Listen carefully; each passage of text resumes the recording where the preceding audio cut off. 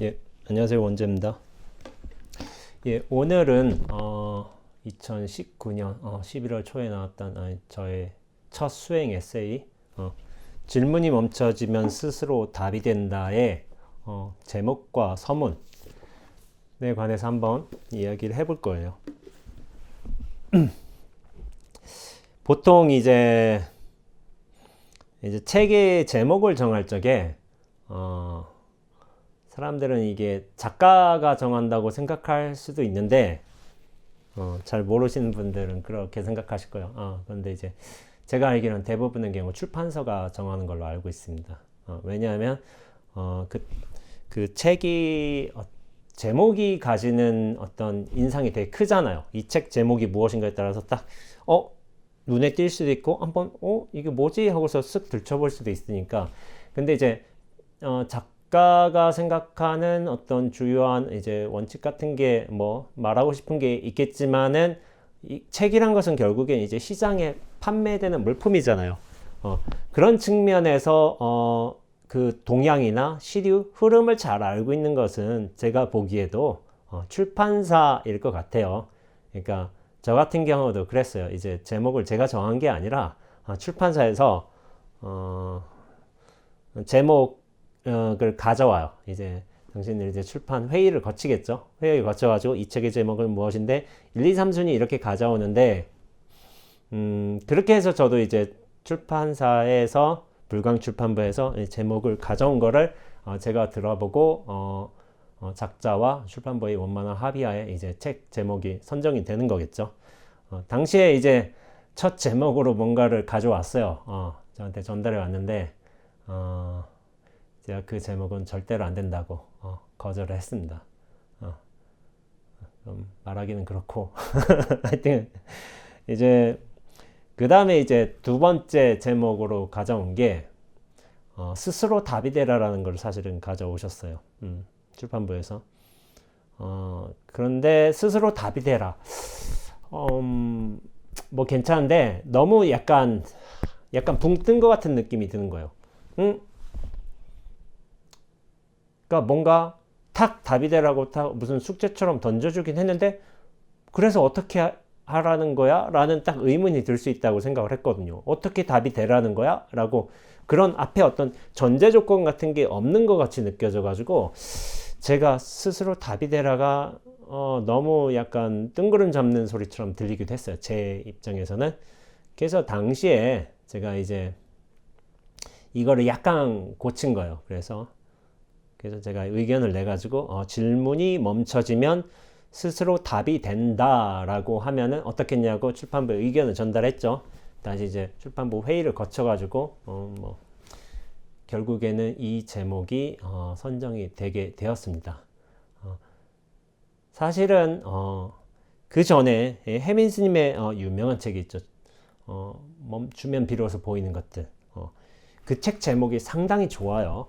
왜냐하면 멈춘다, 보인다 라는 것들이 해민쌤의 책 제목이 되게 재밌죠. 이게 수행의 어떤 기본 원리와 같은 거예요. 과정이나 멈추면 보이는 것이고 질문이 멈춰지면 답이 되는 것이고 멈추면 또한 드러나는 것이고 이게 원래 수행에서 맞는 도리예요. 그리고 좀 넓게 보자면 진공 묘유도 사실은 이 같은 어떤 원리들을 드러내는 이제 불교의 유명한 말인 거죠. 말이었는데 결국에 이제 출판부에서 먼저 이제 제목을 가져오긴 했지만 저희 약간의 이제 보정 과정을 거치면서 이 책 제목이 이제 선정이 되었죠. 그러면서 이렇게 보이나 글씨가 이렇게 되었는데 부제는 나와 세상에 속지 않고 사는 법이라고 했고 원제지음 그 다음에 원제지음 밑에 선방수자의 공부 기록이라고 돼 있어요. 수행 에세이니까 그렇게 해도 되죠. 뒤에는 새처럼 자유롭고 싶다고요. 봄바람이라는 이제 글귀가 있고 자신감이라는 짧은 글귀 그리고 제가 하는 법문이 힐링 법문이 아니라 킬링 법문이라고 누가 얘기를 한 적이 있어요. 이게 힐링 어떤 당시 어떤 당시는 아니었지만은 예전에 한참 힐링이 좀 대세였던 데가 있거든요. 아, 나를 위안해주고 보듬어주고 이런 종류의 이제 힐링의 어떤 시료 분위기가 있었는데, 저는 뭐 힐링과가 영 아니다라고 말하기 힘든 것 같지만은 어떤 킬링이라는 것도 상대방이 어떤 분별이나 집착에 빠져 있을 적에 그걸 턱턱 어떤 지적해주고 끄집어내면서 그런 것에 대한 어떤 성찰을 하게끔 하면서 어떤 자기 본연의 모습으로 돌아오게 하는 그런 가르침들을 약간 제가 선호하기도 했고, 약간 그런 방식의 모습도 저한테 있었던 것 같아요. 그렇기 때문에 그게 어떻게 보면 선의 가풍이었던 거예요. 선은 그렇게 친절하게 막 설명해주고, 아유, 너 좀 더 열심히 해라, 이렇게 하면 좋은 결과가 나타날 거야, 이렇게 하지 않고 어떤 종류의 자극을 주면서 자기 스스로 어떤 지능 수렁탕에서 그렇게 빠져나오도록 이렇게 가르침과 동기부여를 해주는 게 어떻게 보면 선사들의 가르침이었어요. 그렇기 때문에 전 선언에서 수행을 했고, 또 이제 어록들을 보면서 공부를 했기 때문에 어떤 저의 어떤 가르침이 아니라 어떤 제가 법을 말하는 방식이라든지 그런 게 자연스레 그런 모습들을 띈 것이 아닌가라고 생각을 하게 돼요. 그래서 도반 스님이 이런 말을 한 거예요. 스님은 킬링 반복하는 것 같다고. 그러니까 킬링이란 게 사람을 킬링한다는 게 아니죠. 사실은 그 사람이 잘못 가지고 있는 분별심이라든지 아니면 집착되는 요소들을 탁탁 집어주는 것도 어떻게 보면 킬링의 모습이 돼요. 그러나 그 킬링이란 건 사람을 킬링하기 위한 게 아니라 결국에는 그 사람마저도 살리기 위한 어떤 방편으로서의 킬링이라고 저는 선문에 많은 스승들이 보여줬다고 생각을 하기 때문에 저도 자연스레 그런 방식을 따라가게 된 것이 아닌가라고 생각을 하죠. 이 사진은 남아공 케이프타운의 테이블 마운틴에서 찍은 사진이에요.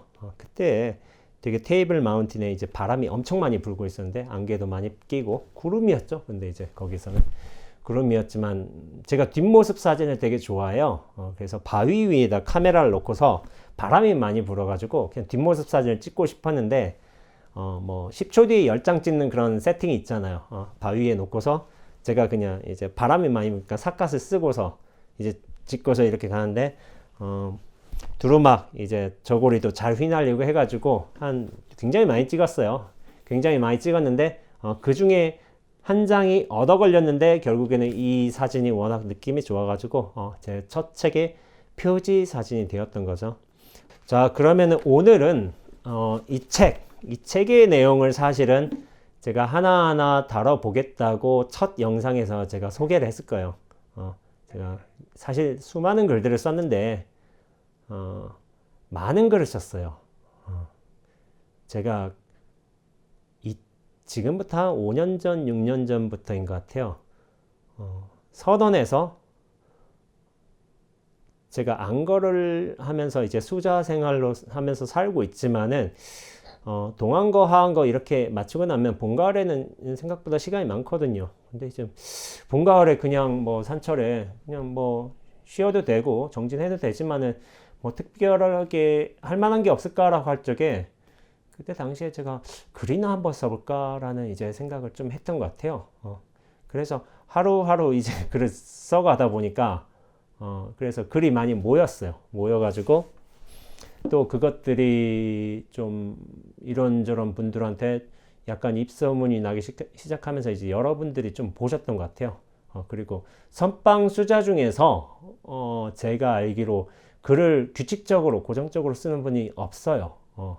그렇게 드러난 분은 없는 것 같아요. 제가 보기에도 그 당시에 그래가지고 제가 좀 눈에 많이 띄었다고 해요. 띄었다고 하고 그리고 글도 이제 어느 정도 제가 수준은 유지해야 된다고 생각해가지고 수행자니까 그리고 어록이나 경전 같은 이제 어떤 근거들이 분명히 있어야 된다고 생각을 했으니까 물론 제 개인적인 어떤 삶의 생각들을 담은 부분도 있지만은 그렇게 너무 근거 없이 쓰지는 않았다는 거 그렇게 하고 있죠. 그렇게 하다가 사실 많은 여러 곳에서 사실 원고 청탁 제의를 받았어요. 근데 제 원칙상 저는 이제 제의를 안 받아드렸어요. 되게 비싼 척을 많이 했던 것 같습니다. 출판사로부터도 연락은 왔지만은 책 내지 않겠다고 그냥 글은 쓰겠지만은 그렇게 얘기를 했던 것 같아요.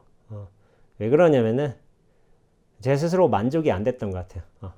그리고 어느 정도 딱 안정화된 수준까지 가야 된다고 제 스스로 기준을 세웠지만은 그 단계에 도달하기 전까지는 저는 일체 어떤 이제 외부 작업, 활동 같은 것도 하지 않겠다고 스스로 다짐했기 때문에 그래서 책을 내지 않았었죠. 근데 이제 제 공부가 안정화됐다고 점검하고 다져보고 하는 과정들이 끝날 때쯤에 이제 책 내야 되겠다.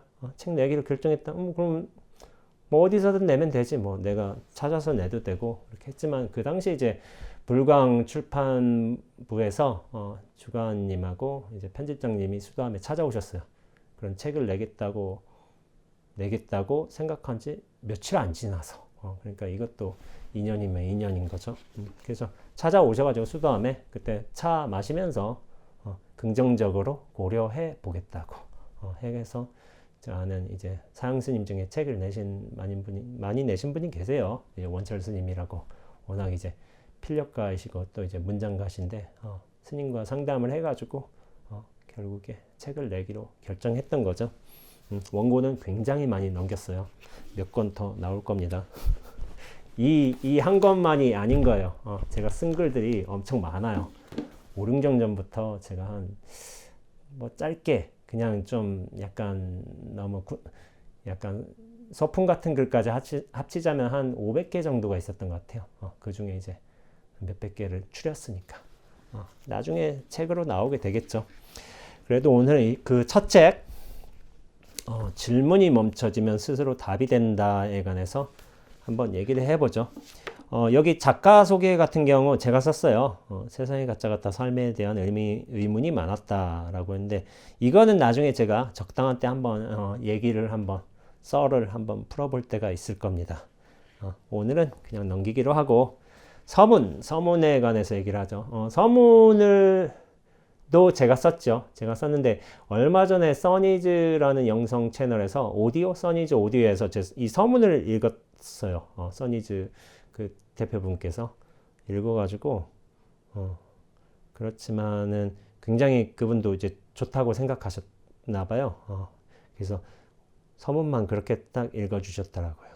근데 이제 서문에서 제가 약간 설명해야 될 부분도 있기 때문에 제가 한번 읽는 것으로 하겠습니다.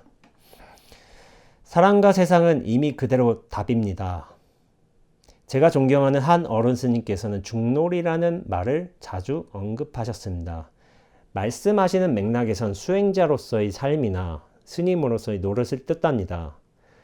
그런 스님의 뜻을 10분 이해하면서도 저는 한편으로 이런 생각을 하기도 하였습니다. 그 놀이가 삶이나 노릇만을 뜻할 것이 아니라 놀이 그 자체를 뜻하는 것이 되어도 좋겠다고 말입니다. 이 어른 스님 누굴까요? 여기서는 밝힐 수도 있다고 생각을 해요. 고우 스님이세요. 고우 스님. 아마 선원을 좀 다녀보시고 선생들의 법문을 많이 들어보신 분께서는 고우 스님이 누군지 아실 거예요. 태백산 쪽에 많이 계셨는데 고우 스님은 제가 제 법문을 들어보면은 또 이제 인연이 각별해요. 고우 스님은 수도함에서 출가를 하셨어요.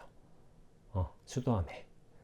그러니까 뭐 지금도 아직 그렇게 좀 어디 계신 걸로 알고 있지만은 그 수십 년 전에 수도함으로 출가하셔서 여기서 이제 행자생활 하시고 계를 받으셨다는 걸로 알고 있어요. 그러니까 참 인연도 인연이죠. 수도함에서 그렇게 사시고. 근데 이제 고우 스님 당신이 젊을 때 출가 당시를 이제 돌이켜 보신다면 되게 화가 많았다고요. 근데 그 고우 스님이 그 당시에 왜 화가 많았는지 지금 이해가 안 된대요.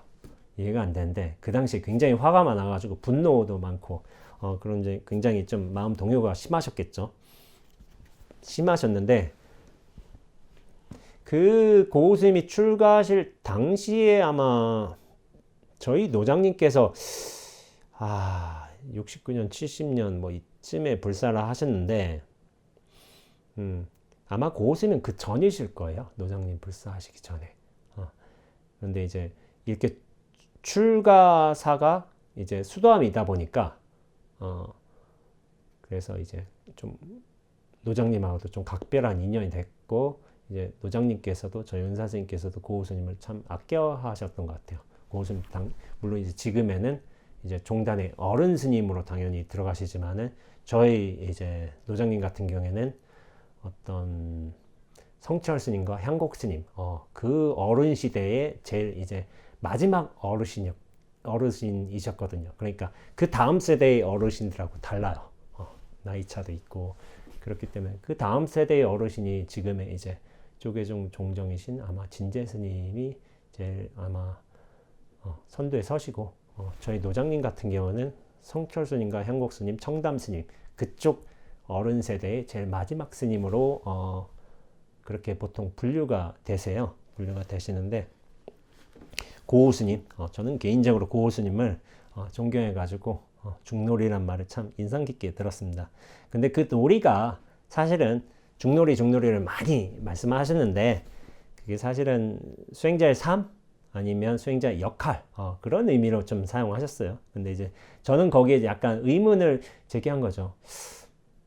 삶과 역할도 맞는데, 그러니까 약간 그런 거죠.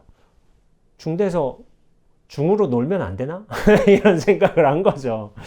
뭐 중으로 놀아도 좀 괜찮을 것 같은데? 이런 생각을 한 건데, 이게 참 받아들이기 따라서, 저를 좀 오래 알고 있는 분들은, 저희 성향도 알고 있기 때문에 이런 것들을 그냥 웃고서 넘기지만은, 저를 모르시는 분들께서는 중이 놀면 안 되지라고 생각하실 수 있을 것 같아요. 근데 저는 엄청나게 노력하는 스님 중에 하나입니다. 성격상.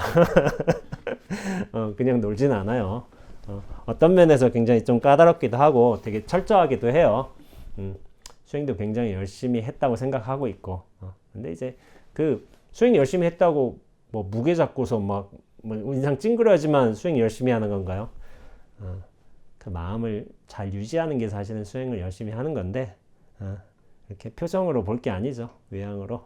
그렇지만 이제 저는 이제 좀 어떻게 보면은 너무 이제 집중돼 있고 너무 무겁게 갈 게 아니라 조금 가볍게, 그러면서도 그 마음을 잃지 않고 유지해 가는 게 중요하다고 생각을 해서 중놀이가 되어도 괜찮을 것 같다는 생각을 하게 된 것 같아요. 그 다음 읽어보죠. 삶을 고통으로 규정하는 것은 사람의 분별과 집착 때문입니다. 하지만 그 어떤 가르침을 거치든 나름의 방식으로 깨달음을 얻든해서 이 분별과 집착이 층이 엷어진다면 삶이 본래 지닌 자연스러움의 면목이 한결 드러나게 됩니다. 더 나아가 삶을 바라보는 안목과 나라는 존재가 온전한 전환을 이룬다면 그때의 삶은 고통으로 허덕이는 진흙탕이 아니라 본래 있어 왔던 자유가 생생하고도 신명나게 벌어지는 장이 될 수 있습니다. 나에게만 갇혀 산다면 사람이나 세상은 상대해야 할 의문투성이겠지만은 나라는 집착에서 벗어난다면 사람이나 세상은 그대로 온전한 답입니다. 그때 비로소 나 또한 답으로서 노릇할 수 있는 것입니다. 라고 하는데,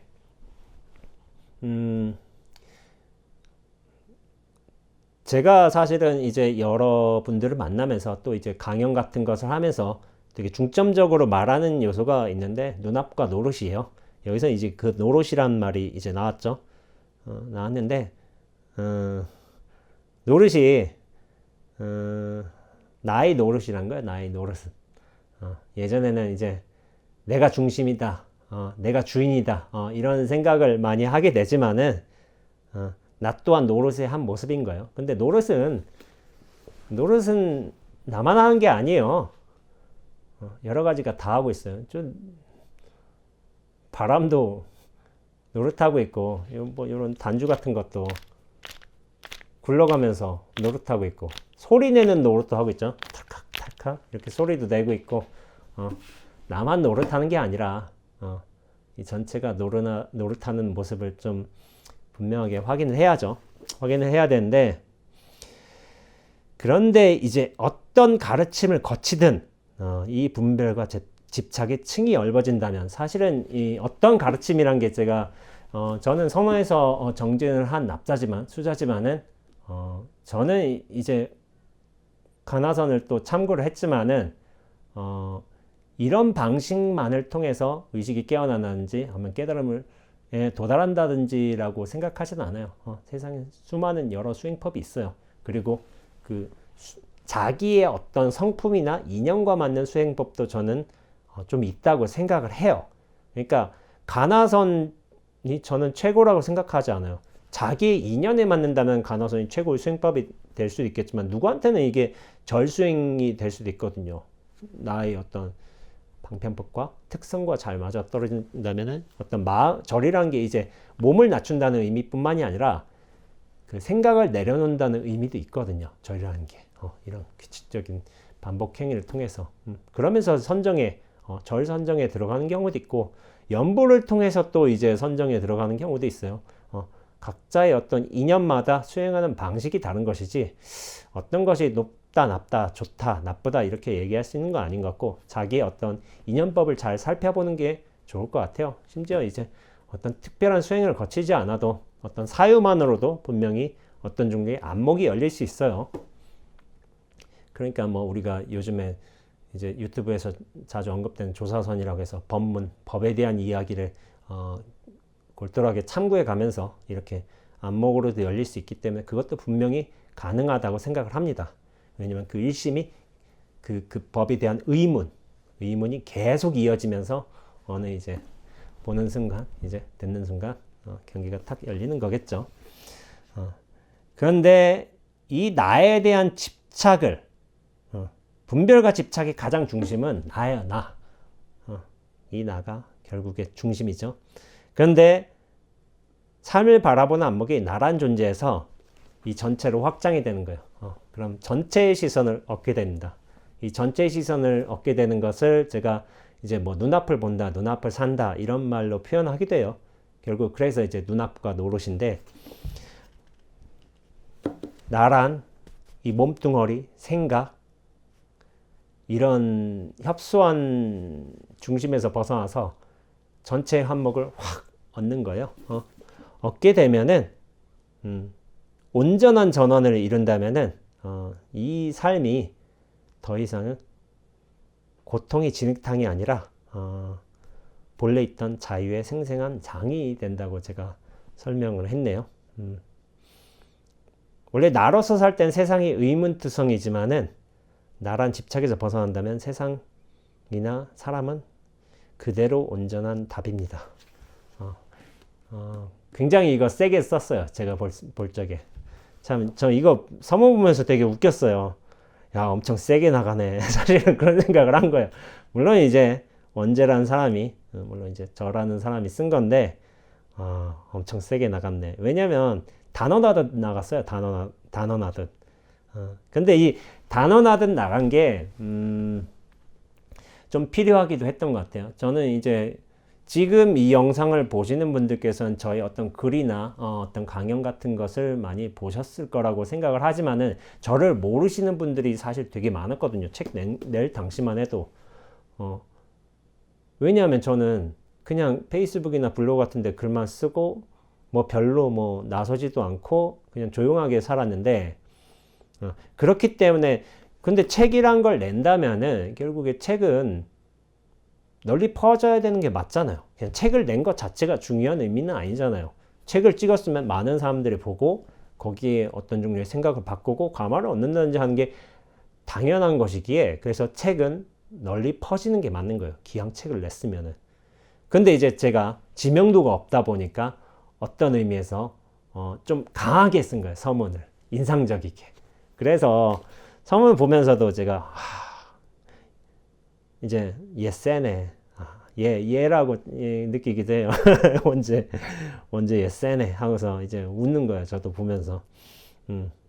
다음으로 넘어가죠. 저는 출가해서 선원에 살고 있는 수행승입니다. 그러나 이뿐만이 아닙니다. 저는 부모님에게는 아들이며 누군가에겐 오랜 친구이고 어느 공부인에게는 스승이며 세계 일주를 한 여행가이며 컴퓨터 게임을 즐기는 땡중이고 틈틈이 글을 쓰는 작가이기도 합니다. 책을 넣었으니까 작가라고 미리 쓴 것 같아요. 세상에 여러 삶이 있는 것뿐만이 아니라 단 한 개인에게도 이처럼 다양한 삶의 모습과 역할이 있습니다. 세상에 여러 역할들이 존재하잖아요. 그런데 한 개인에게도 여러 역할이 존재한다는 거예요. 부모님에게는 아들이고, 누군가에게 스승이고, 누군가는 이제 군대 동기이고, 친구이고, 뭐 컴퓨터 게임 즐기는 땡중이고, 뭐 여러 역할들이 있는 거예요. 근데 이 세 개가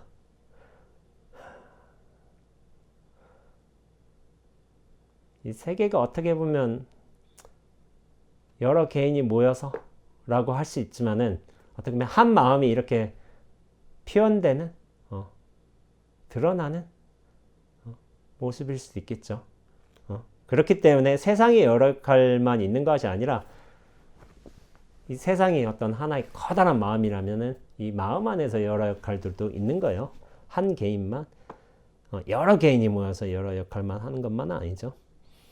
답을 정해서 고정시키려고만 하지 않는다면 이미 답은 다채롭게 펼쳐져 있습니다. 어느 한 역할에만 머무르려 고집하지 않는다면 동시에 여러 역할들도 아무런 걸림 없이 원만하게 이루어 갈 수 있음을 저는 저의 중놀이로 확인하고 있습니다.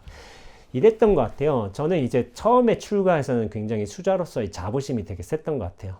나 수행승이고, 이 수행이야말로 인간이 어떤 장부가 세상에 나와서 할 수 있는 가장 이제 의미 있고 가치 있는 일이다. 진리를 찾아 나서는 것만이야말로 어떻게 보면 생사 일대사를 해결하는 것만이야말로 되게 의미 있는 일이다라는 어떤 자부심이 되게 있었던 것 같아요. 그래서 그렇게 살았는데, 근데 수행을 해나갈수록 좀 달라진 게 있었어요. 이 자부심이 떨어진다기보다는 뭐랄까? 어떤 상이 얇아지는 느낌? 내가 수행승이라는, 그리고 나란 어떤 집착에서 허물어지는 느낌? 그런 거를 좀 많이 받았어요. 많이 받아가지고, 그러면 인연 따라서 내가 이제 선호했을 땐 수행승인데, 뭐 친구를 만날 때도 있잖아요. 대학교 친구를 만날 때도 있는 거고, 근데 동기가 후배가 찾아올 수도 있는 거고, 그럴 때는 좀 그 인연에 맞게끔 좀 자연스럽게 사는 게 맞지 않나? 여행할 때는 또 여행자처럼 이렇게 하고, 부모님한테는 아들을 하고, 이거 제가 무상이라고 좀 한 것 같아요. 무상보다는 사실 무주가 맞을 것 같아요. 제 생각에는. 어떤 한 역할에만 탁 머물려고 하지 않는다면은, 무주라는 게 어떤 한 자리에만 탁 머무르려고 하지 않는다면은,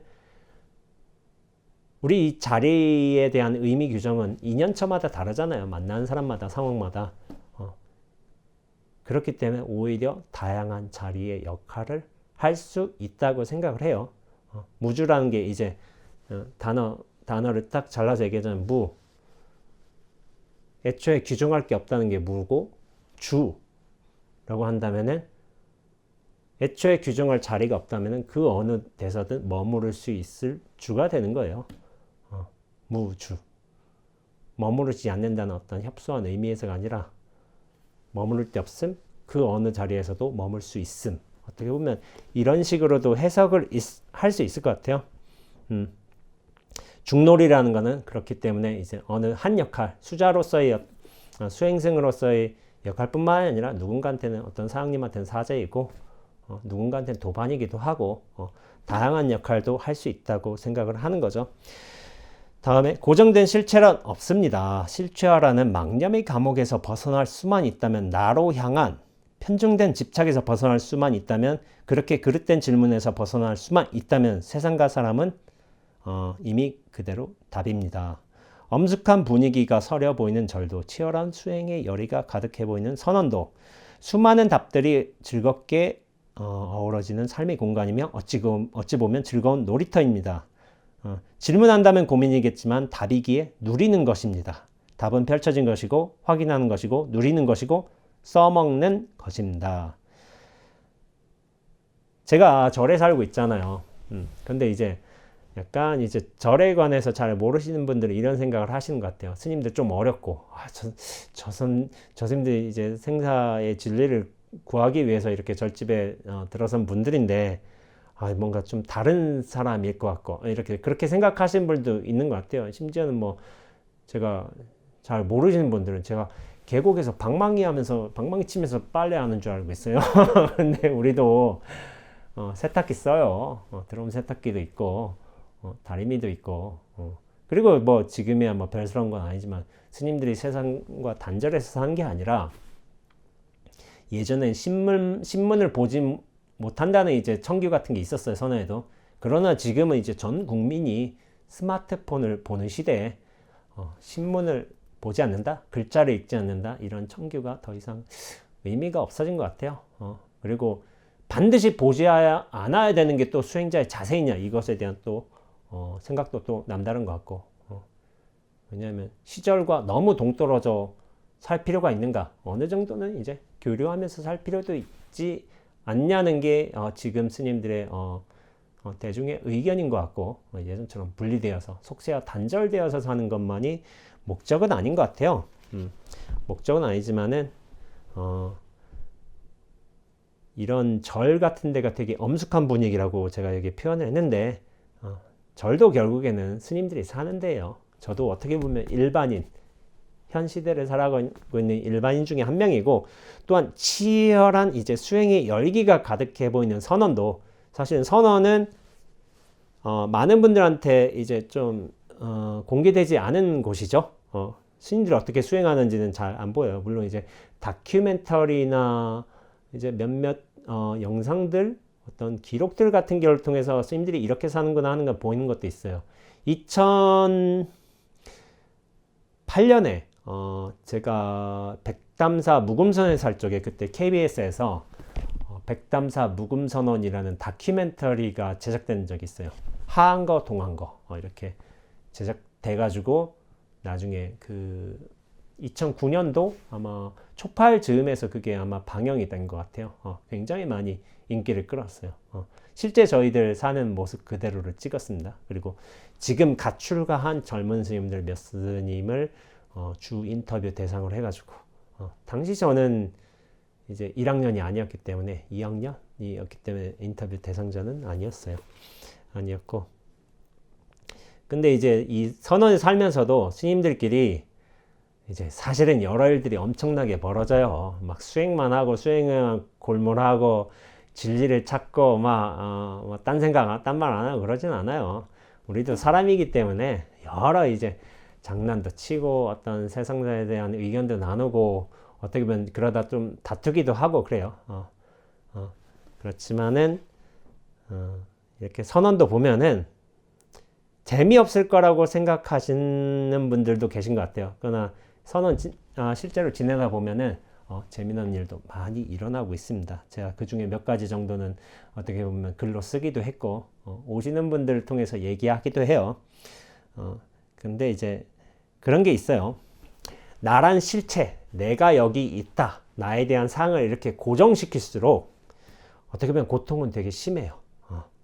근데 고정된 실체란 없습니다라고 제가 이제 못 박아서 이야기를 했지만 무아라는 게 고정된 실체로서의 자아라는 게 없다는 뜻이잖아요.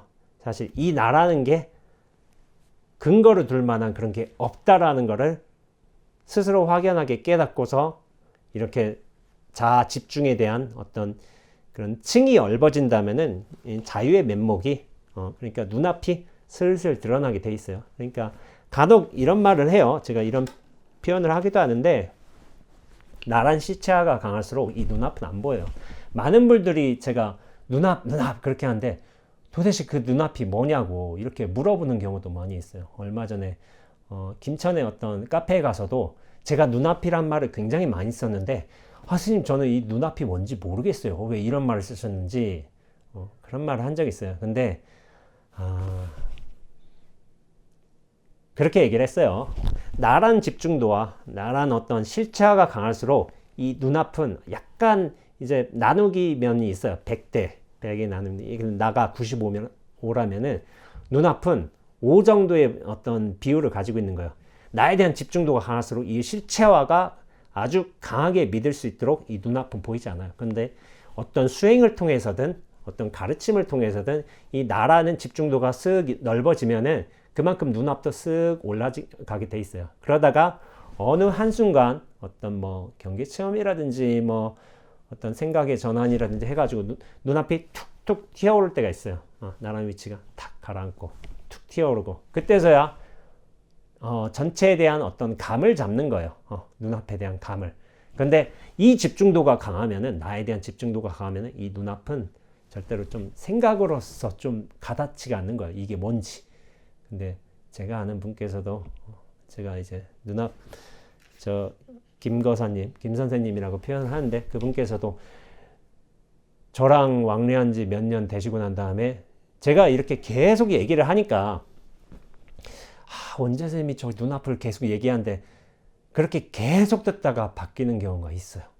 눈앞 하니까. 그리고 요 김천이나 구미 쪽에서 고정적으로 보름마다 한 번씩, 2주마다 한 번씩 찾아오는 분들이 계신데 그분들도 제가 계속 얘기하다 보면은 쓱 들리는 거예요. 쓱 들리고 쓱 느껴지는 거예요. 그러니까 이거는 설명, 이해한다고 될 게 아니라 어느 종류의 자기의 어떤 투철한 공부 의식도 있어야 되는 거고, 그러면서 누군가가 자극을 준다든지 감화를 준다든지, 아무래도 이제 제 입장에서 그렇겠죠. 그렇게 계속적으로 얘기하다 보면은, 예전에 이제 원재 선생님 저 눈앞이란 게 이런 증언을 하는 분 계세요. 눈앞이란 말을 저렇게 자주 하는데 저걸 왜 얘기하지 하다가 계속 듣다 보니까, 몇 달 동안 계속 듣다 보니까 이게 쓱 느낌이 온다는 거예요. 그런 변화를 오는 분들이 있어요. 그러니까 저 눈앞을 왜 얘기를 할까? 얘기를 하는 이유가 있죠. 그만큼 중요하기 때문에. 나란 실체화가 전부가 아니기 때문에 그거를 약간 깨트리기 위해서 본래 있던 눈앞을 얘기하는 것인데, 한 번에 되는 건 아닌 것 같아요. 본인 스스로도 치열하게 탐구를 해야 되고, 어떻게 보면 누군가 인연이 돼서 끊임없이 어떤 탁마 같은 것을 받는다면 그것도 자연스럽게 녹아들 수도 있다고 생각을 합니다. 답은 펼쳐진 것이다. 눈앞이 보이면요, 정말 제대로 보인다면 세상이 답으로 나타나게 되어 있어요. 답으로 나타나게 되어 있는데 그때 나도 또한 답이에요. 어떤 면에서. 근데 이제 눈앞으로 온전하게 관점이 방향이 인식이 돼야 돼요. 이전이 돼야 돼요. 이전이 되면은 눈앞으로서 보는 것이고, 눈앞으로 듣는 것이고, 또한 이제 눈앞으로서 사는 걸로 이전이 돼요. 자연스럽게. 근데 이게 쉽게 되는 건 아닌 거예요. 전 영상에도 얘기했겠지만 깨어남과 깨달음이라는 것이 있다면은, 깨어남은 어느 정도 노력하면은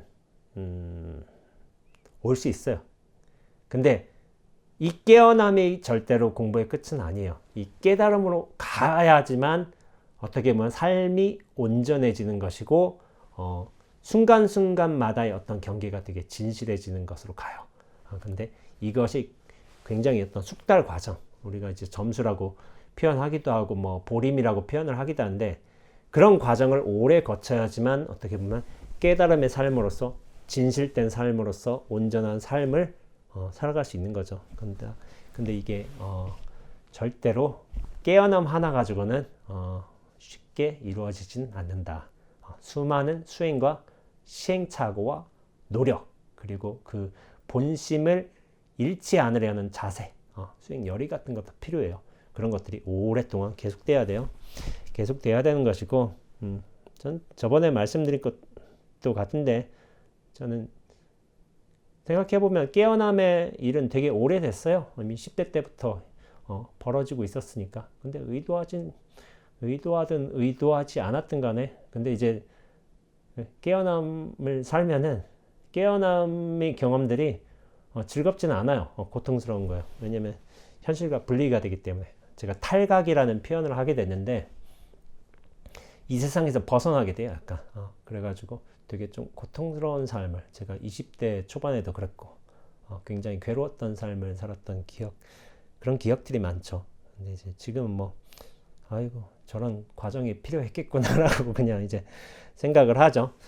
답은 펼쳐진 것이고, 확인하는 것이고, 누리는 것이고, 써먹는 것입니다. 답은 펼쳐졌어요.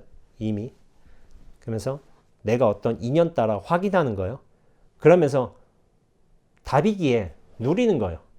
누리는 건데 또 어떤 사람과 경계의 인연이 탁 오게 되면은 그 답을 또 써먹는 거예요. 근데 이제 이걸 용이라고 하는데 용무생사. 근데 이제 생사를 쓰는 건데 써먹는 거는 좀 더 거기에 대해서 온전히 들어가고 여기에 약간 숙달돼야 되는 것 같아요. 저번 영상 때도 제가 얘기했겠지만 숭산 스님 같은 경우도 이제 득도는 이제 20대 초반에 득도를 하게 됐지만 그것을 세상의 경계와 인연, 사건, 어떤 마음 같은 거를 잘 쓰기까지는 좀 시간이 걸리셨을 거예요. 근데 그게 일반적으로 모든 수행자들이 영성가들이 나아가는 과정이 그래요. 그것들이 바로 알았다고 해서 그걸 잘 써먹을 수 있는 건 아니에요. 삶의 경험들을 통해서 좀 숙달이 돼야 돼요.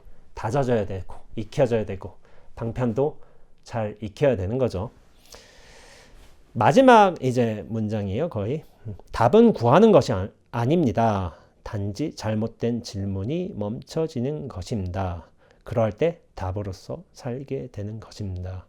이것도 되게 단언 형태로 나갔어요. 말했다시피 제가 알려진 바가 없어서 그러니까 일부러 좀 강하게 나온 것 같아요. 그래서 저는 이 서문 볼 적에 되게 진짜 많이 웃었던 것 같아요. 그러니까 언제 이놈의 새끼 그래서 이걸 이렇게 세게 나가네.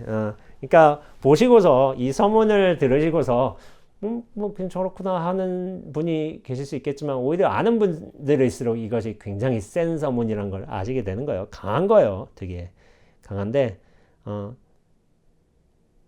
구하는 것이 아니라 멈춰지는 것이라고 했죠. 뭐 구함이 멈춰진다. 구함이 끝난다. 뭐 이렇게 말을 해도 돼요. 근데 이게 중요한 거예요. 누군가 이제 잘못 썼다는 거예요. 질문을 멈추는 것이다 라고 한다면 누가 그렇게 제 질문을 멈추면 스스로 답이 된다 그렇게 썼다는 거예요. 근데 이제 거기에 대해서 그거는 별로 좋은 방식은 아니에요. 제가 볼 적에 질문은 멈춰줘야 되는 거예요. 내 스스로 멈춘다기보다는 어떤 상황에서 툭 멈춰지는 거예요. 내 의지와 상관없이, 내 노력과 상관없이. 어떻게 보자면은 눈앞이라는 이 본래 면목의 힘에 의해서 나의 어떤 분별, 판단, 중심 이런 것에 대한 관성이 멈춰지는 거예요. 내 뜻이 아니야, 내 뜻이. 본래 있던 이런 면목들에 의해서 나의 어떤 에고의 작용들이 탁 멈춰지는 거죠. 그러면서 답이 되는 거예요. 에고는 끊임없이 분별, 판단하고 정의 내리를 하고 있고 이걸 규정하고 싶어 하고 있고 나란 중심에 의거해서 어떤 종류든 다 이제 바깥 대상으로 놓고 싶어 하니까.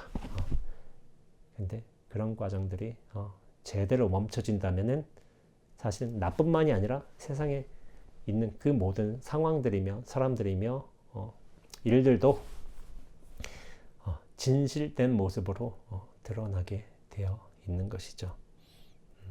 그렇게 진실됨이 될 적에 그것을 답으로서 살게 된다고 한 거예요. 그러면서 이제 2019년 10월 19일 김천 수도함에서 원제라고 했네요. 제가 이 책이 출간된 지가 11월 달에 출간됐으니까 한 열흘 전에 제가 서문을 썼네요. 서문을 써가지고 근데 이제 김천 수도함이라고 했어요. 제가 김천 수도함에 있다고 방송이든 인터뷰든 뭐 이렇게 좀 많이 붙이는 것 같아요. 아마 수도함에서 제가 좀 오래 지내지 않을까 하는 생각에 이런 타이틀을 항상 붙이고 있는데 그렇습니다. 오늘은 질문이 멈춰지면 스스로 답이 된다. 이 책의 서문을 읽어보았습니다. 서문이 어떻게 보면 이 책의 어떤 전반적인 내용을 암시하기도 하고 이런 어떤 작가의 어떤 살림을 드러내는 이제 대문과 같은 글이죠. 대문과 같은 글인데 그만큼 제가 어떤 공부에 대한 자신감도 있었고 그리고 이것에 대한 정의는 확실하다. 여기서 더 이상 이제 뭐 흔들릴 바는 없다라는 식으로 어떻게 보면 딱 이렇게 어떻게 보면 판결하듯 좀 서문을 쓴 거예요. 그래서 좀 강하게 보일 수밖에 없는 거죠. 강하게 보일 수밖에 없는 건데 그렇다고 제가 뭐 사람들하고 뭐 싸우거나 뭐 이렇게 대립하거나 뭐 그런 것 같지는 않고 심하게 그렇지만은 책을 내는 첫 작가로서 어떤 젊은 수행자로서 이러한 어떤 사람들한테 두드러져 보여야 한다는 어떤 그런 상황이 있었기에 이렇게 좀 강하게 썼다는 좀 말씀을 드리게 됩니다. 나중에 이제 영상을 통해서 하나하나 이제 글들을 좀 제가 읽고 좀 해석도 할 것인데 차츰차츰 해내가면 되겠죠. 예, 오늘은 서문에 대한 간단한 설명이었습니다. 다음 시간에 또 다른 영상으로 찾아뵙도록 하겠습니다. 예, 수고하셨습니다.